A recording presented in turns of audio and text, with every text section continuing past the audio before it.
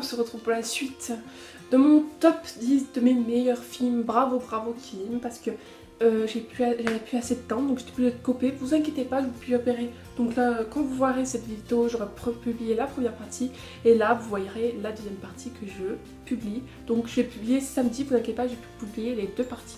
Donc le prochain film, on était à Indicio, donc je vous ai raconté que j'adorais ce film. Donc le troisième, c'est Le Mirage de la Vie, donc ça n'a pas quitté mon top 10, je crois que je vous en avais déjà... Je sais pas si je vous en ai déjà parlé. Mais ça reste mon film préféré, voilà. Je classe troisième, mais bon, c'est... Je regarde pas souvent ce film, mais c'est un de mes films préférés quand même, parce que... Voilà, c'est le film qui m'a plus ému dans ma vie, en fait, et voilà. Ça s'appelle Mirage de la Vie. Donc c'est avec... comment elle s'appelle? Attendez...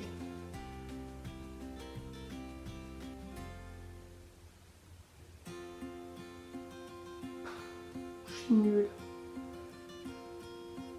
Elle est très connue, oh, je me rappelle plus de son nom. Regardez, bah voilà, Lana Turner. Voilà, enfin, voilà, c'est un film qui date en fait, je vous dis, parce que ça se peut que vous n'aimez pas. Il date de 59, donc vous allez me dire, oh là là, oui. Bah oui, mais il est génial, enfin, je vous conseille. Il date de 59, mais il est génial, donc ça se présente comme ça. Le mirage de la vie. Mirage de la vie. Demandez à vos parents s'ils l'ont vu, parce que franchement moi c'est mes parents qui m'ont fait découvrir ce film, donc je pense que vos parents l'ont vu parce que c'est un film qui date et Lana Turner, tout le monde connaît. Donc et John Gavin, enfin j'ai oublié l'homme, génial. Donc the best. Vous avez juste envie de pleurer à la fin. Alors si vous avez envie de pleurer, comme je vous l'ai dit par la vie belle, pleurez, pleurez, pleurez à la fin. Vous êtes mort, je vous dis, vous êtes mort. Si vous l'avez vu, dites-moi en commentaire ce que vous en avez pensé. Si vous allez regarder, dites-le moi. Parce que franchement, j'ai envie de savoir votre avis sur ce film. Parce que moi, perso, je ne même pas, c'est génial. Donc voilà, vous me direz ce que vous en pensez. Alors, on était à la deuxième place. Donc la deuxième place, c'est Le Patient Anglais. Donc, j'ai adoré ce film. J'ai pleuré bien sûr comme une madeleine, comme d'habitude. Ce film je pense que vous connaissez, parce que qui ne connaît pas Le Patient Anglais, je sais pas qui le connaît, si vous connaissez pas, je sais pas. Bon, c'est un film de 96, donc c'est avec Ralph Fiennes, donc lui je le connais pas. Ralph Fiennes, Juliette Binoche, Christine Scott Thomas, enfin voilà, bref. Et j'ai vraiment adoré ce film. C'est un film très émouvant, très beau, c'est vraiment génial. Donc l'histoire elle fait 10 pages, donc je vais pas tout vous lire parce qu'ils vont tout vous dire, donc voilà. Moi je vous conseille parce que c'est un film émouvant, c'est un film... Bon pour moi ça fait émouvant, t'as envie de pleurer un peu pour moi, voilà.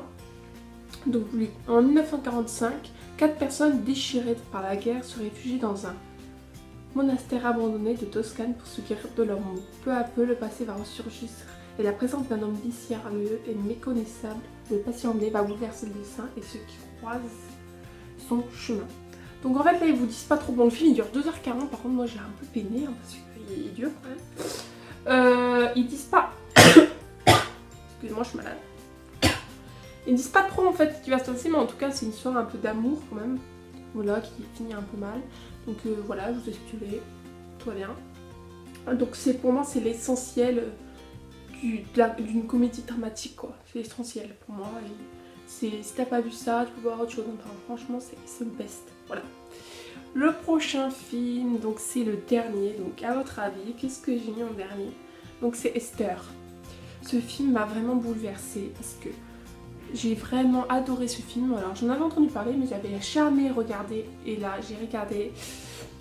Ouais, c'est pas mal, c'est même très bien et c'est même très fort, c'est même... moi il m'a bouleversé ce film franchement.